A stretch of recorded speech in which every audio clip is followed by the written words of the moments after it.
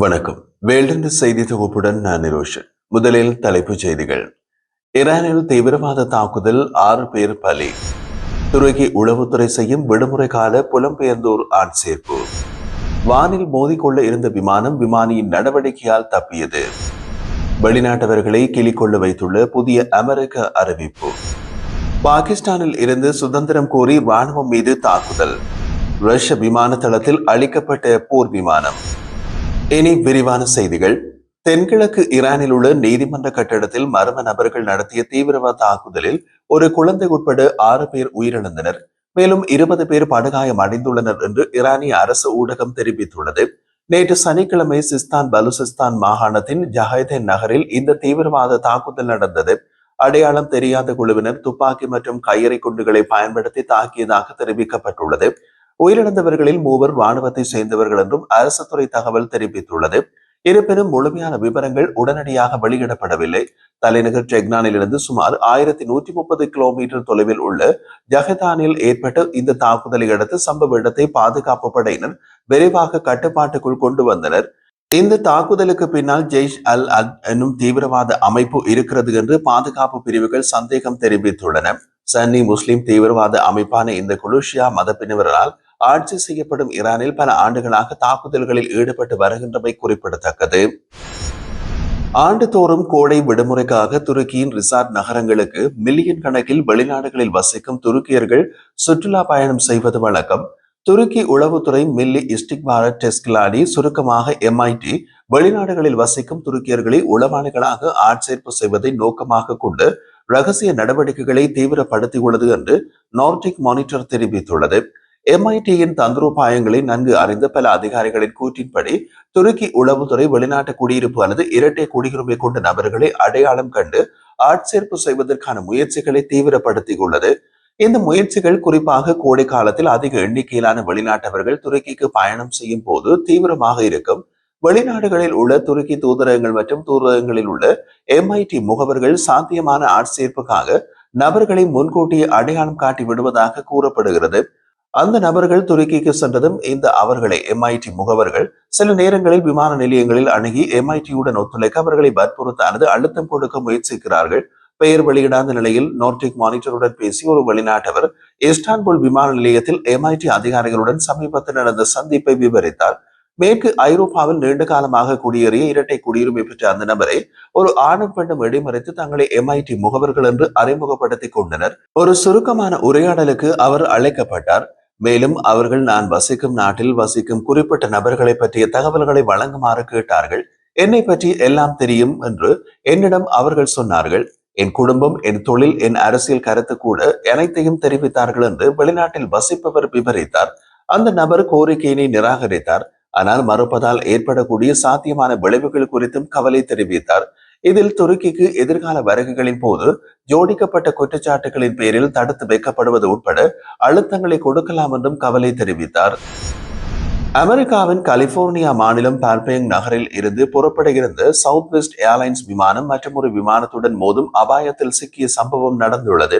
விபத்தை தவிர்க்கும் முயற்சியாக சவுத் வெஸ்ட் விமானத்தின் விமானிகள் விமானத்தை அவசரமாக திசை மாற்றம் செய்தனர்.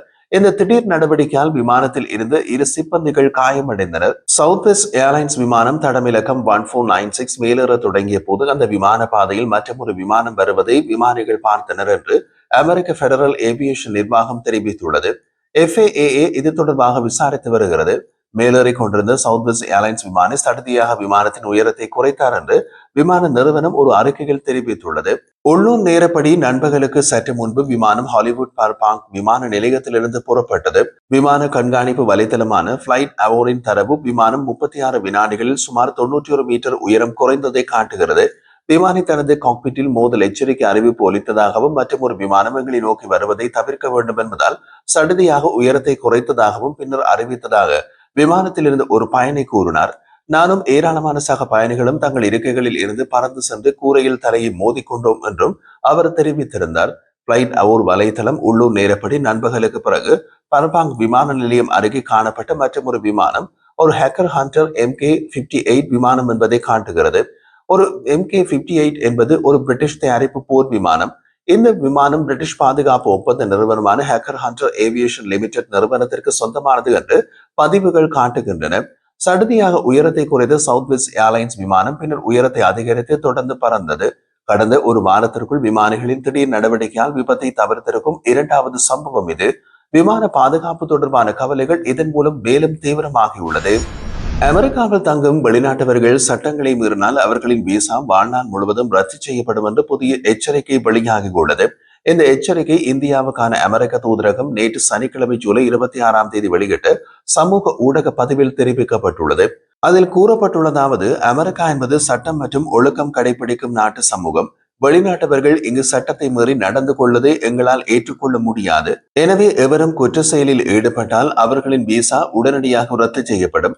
மேலும் அவர்களினி மீண்டும் அமெரிக்காவுக்குள் நுழையவே முடியாது. இந்த எச்சரிக்கை அமெரிக்காவில் உள்ள மற்றும் அமெரிக்கா செல்ல திட்டமிடும் வெளிநாட்டு பிரஜைகள் அனைவருக்கும் கடுமையான அதிர்ச்சியினை ஏற்படுத்தியுள்ளது.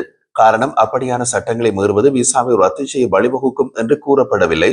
வீதியில் நிர்ணயிக்கப்பட்ட அளவை விட வேகமாக வாகனம் செலுத்துவது கூட சட்டமீறல்தான். பலூசிஸ்தானில் பல்வேறு பகுதிகளில் ஒரே நேரத்தில் நடைபெற்ற ஒருங்கிணைக்கப்பட்ட தாக்குதல்களில் பாகிஸ்தானின் மூத்த ராணுவ அதிகாரி உட்பட 23 பேர் உயிரிழந்தனர் என்று தி பலூசிஸ்தான் போஸ்ட் செய்தி வெளியிட்டுள்ளது. ஜியான் பலோச் அமைப்பினர் மஸ்துங், கலாட், ஜமுரான், புலேடா மற்றும் குவேட்டா உட்பட பகுதிகளில் பாகிஸ்தான் பாதுகாப்பு படைகளை குறிவைத்து தாக்குதல்களை நடத்தினார்கள். இதில் பல ராணுவத்தினர் பலியாகினார் எனவும் ராணுவ உளவுத்துறையுடன் தொடர்புடைய சொத்துக்கள் மற்றும் உள்கட்டமைப்புகள் பெரிதும் சேதமடைந்துள்ளன என்றும் குறிப்பிடப்பட்டுள்ளது. கலாட் மாகாணத்தின் கோஹாக் பகுதியில் நடந்த மோதல் முக்கியத்துவம் வாய்ந்ததாகவும் அங்கு முன்னேற முயன்ற பாகிஸ்தான் படைகள் எதிர்பாராத முறையில் தாக்கப்பட்டதாகவும் பலூசிஸ்தான் விடுதலை படையினர் தெரிவித்துள்ளனர். அந்த மோதலில் 3 ராணுவ வாகனங்கள் அளிக்கப்பட்டு 13 ராணுவத்தினர் சுற்றி வளைப்பு செய்யப்பட்டு நேரடியாக கொல்லப்பட்டதாக அந்த அமைப்பு கூறியுள்ளது. பலூசிஸ்தான் விடுதலை படை இயக்கத்தினர் பாகிஸ்தானிலிருந்து தங்களை பிரித்து தனி நாடாக உருவாக வேண்டும் என்று நீண்ட காலமாக ஆயுத போராட்டம் நடத்தி வருகின்றனர்.